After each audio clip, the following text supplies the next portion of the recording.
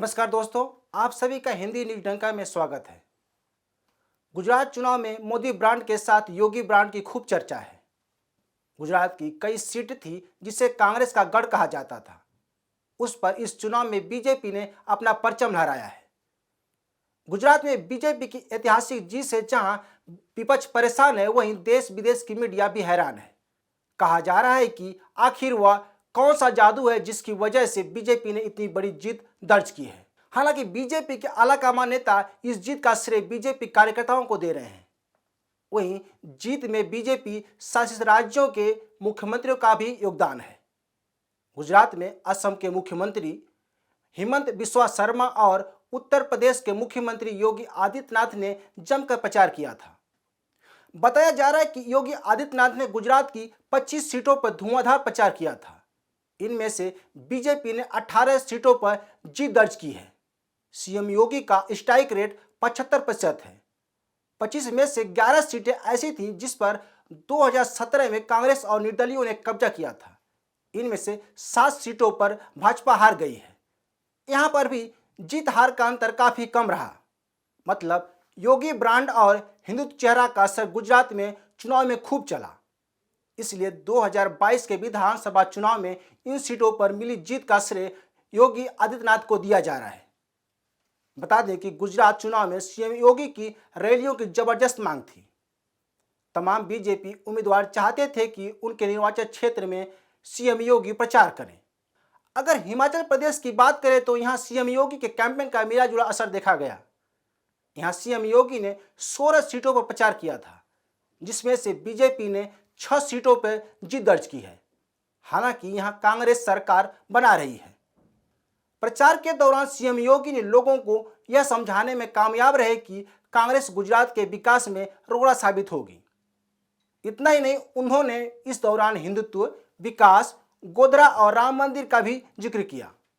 इसके अलावा सीएम योगी अपनी रैलियों में पीएम मोदी, सरदार पटेल और महात्मा गांधी का उल्लेख करना नहीं भूलते थे। सीएम योगी रैलियों में कहा करते थे कि गुजरात ने इस देश को 3 लाल दिए हैं। महात्मा गांधी देश दुनिया को सत्य और अहिंसा का पाठ पढ़ाया। वहीं सरदार पटेल ने राजा रजवाड़ों की छोटी छोटी रियायतों को भारत में शामिल कराए। जबकि पीएम मोदी आज उनकी विरासत को बढ़ाने में जी जान से जुटे हुए हैं, जिसका असर यह हुआ कि गुजरात में बीजेपी 18 सीटों पर जीत दर्ज की। बीजेपी ने उत्तर प्रदेश के मुख्यमंत्री योगी आदित्यनाथ को गुजरात में स्टार प्रचारक बनाया था। बीजेपी के अधिकतर उम्मीदवार अपने क्षेत्र में सीएम योगी की रैली कराना चाहते थे। वे सभी उम्मीदवारों की पसंद थे। सीएम योगी एक दिन में 3-3 रैलियों को संबोधित किया करते थे। इस दौरान उन्होंने उत्तर प्रदेश में किए गए कार्यों को जनता के सामने प्रस्तुत करते थे। इतना ही नहीं, सीएम योगी ने इस बात का भी जिक्र करते थे कि कैसे डबल इंजन की सरकार उत्तर प्रदेश को उत्तम प्रदेश बनाने में अग्रसर है, जिसका असर गुजरात की जनता पर देखने को मिला। सीएम योगी अपनी रैली में बुलडोजर का मुद्दा खूब उछाला। उन्होंने गुजरात की जनता को बताया कि अवैध निर्माण, गैंगस्टर और आपराधिक छवि वाले लोगों पर किस तरह से बुलडोजर चलाया। उन्होंने जनता को बताया कि जो कार्रवाई की गई वह कानून के दायरे में रहकर की गई। सीएम योगी ने उत्तर प्रदेश की पिछली सरकारों की नाकामियों को भी गिनाते थे और उन्होंने बताया कि कैसे वे अपराधियों को संरक्षण देते थे, लेकिन आज ऐसा कोई नहीं कर पाएगा। आज उत्तर प्रदेश की सरकार ऐसे लोगों को किसी भी कीमत पर छोड़ने को तैयार नहीं है। कुछ अपराधी जेल की हवा खा रहे हैं तो कुछ रास्ते पर आ गए हैं।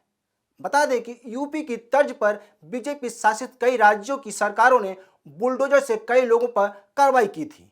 इसमें मध्य प्रदेश, असम, गुजरात, हरियाणा शामिल हैं।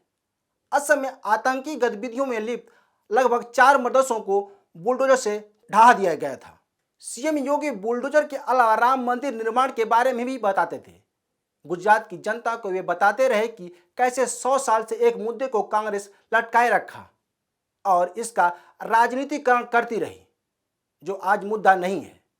बीजेपी की सरकार आने के बाद इस मुद्दे को शांति से निपटा लिया गया।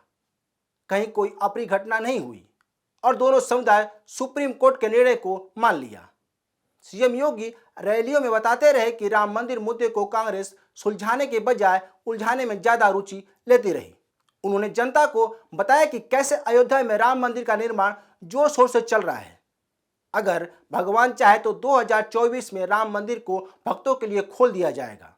इस दौरान सीएम योगी ये भी बताते रहे कि अयोध्या में यूपी की सरकार क्या कर रही है, कैसे अयोध्या को विकसित कर रही है और उसका क्या प्लान है। वहीं सीएम योगी कानून व्यवस्था बिगाड़ने वालों से वसूली जैसे मुद्दों को भी गुजरात की जनता के सामने रखा। बीजेपी गुजरात विधानसभा चुनाव में जारी संकल्प पत्र में योगी सरकार के कई कार्यों को रखा है। इसमें दंगा या कानून व्यवस्था बिगाड़ने पर अपराधियों से दंड वसूली जैसे प्रावधान शामिल हैं। उत्तर प्रदेश में सार्वजनिक संपत्ति को जलाने या कानून व्यवस्था बिगाड़ने के दोषियों पर वसूली की गई।